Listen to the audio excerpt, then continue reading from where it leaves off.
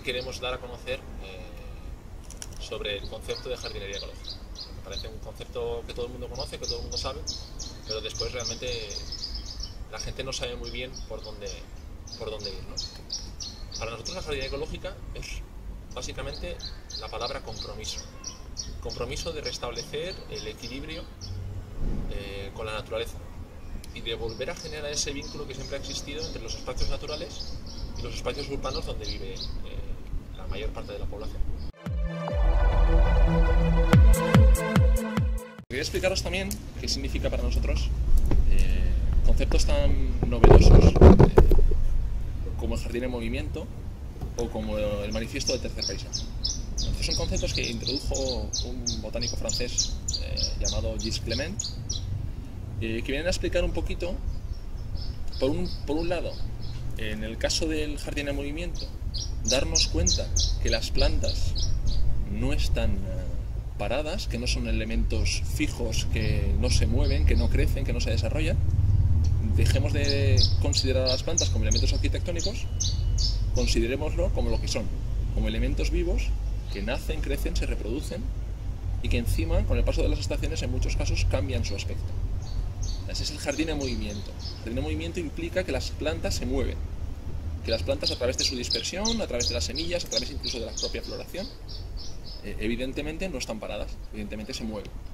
Y por otro lado, el manifiesto del tercer paisaje es una muy buena reflexión que viene a explicarnos que en aquellos espacios en los que el hombre no llega, aquellos espacios en los que a la hora de realizar o planificar nuestras ciudades y nuestros pueblos, hay espacios que el hombre no cuida, no se preocupa por llevar su mantenimiento y sin embargo se han convertido en espacios de refugio para la naturaleza, donde casualmente vemos mayor cantidad de especies y mayor biodiversidad en estos espacios que en los espacios que realmente controla el hombre.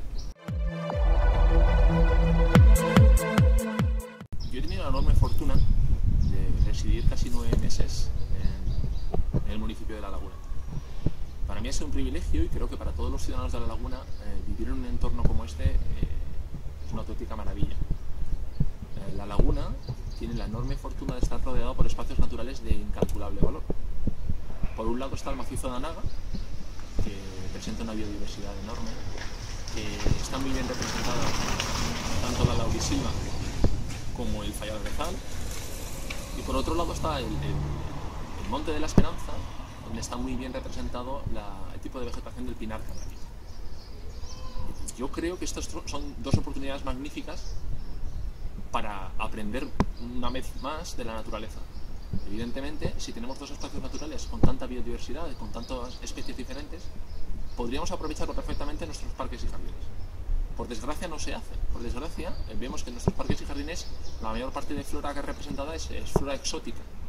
Flora que no representa para nada los espacios naturales que tenemos alrededor. Se ha perdido ese vínculo del que hablaba anteriormente entre la naturaleza y el entorno urbano.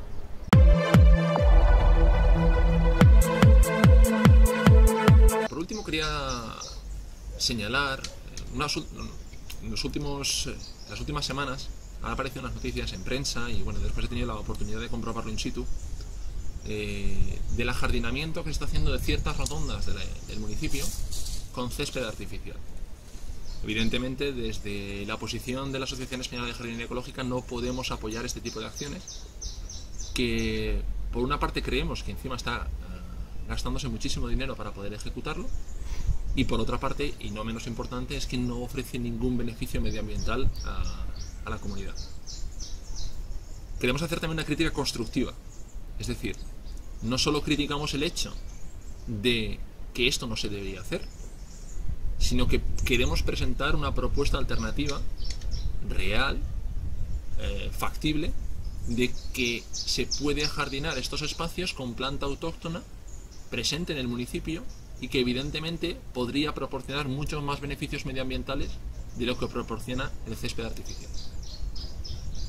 Por un lado, tenemos una cantidad de especies de planta autóctona con un consumo de agua prácticamente irrisorio que podrían desempeñar la función de ajardinamiento y de beneficio medioambiental sin problema de ningún tipo. Y por otro lado, estamos también dando la posibilidad a ciertos sectores de la población a que encuentren un trabajo que sirva para mantener estos espacios ajardinados. Por poco que se necesite, estamos proporcionando también la oportunidad de que encuentren un trabajo.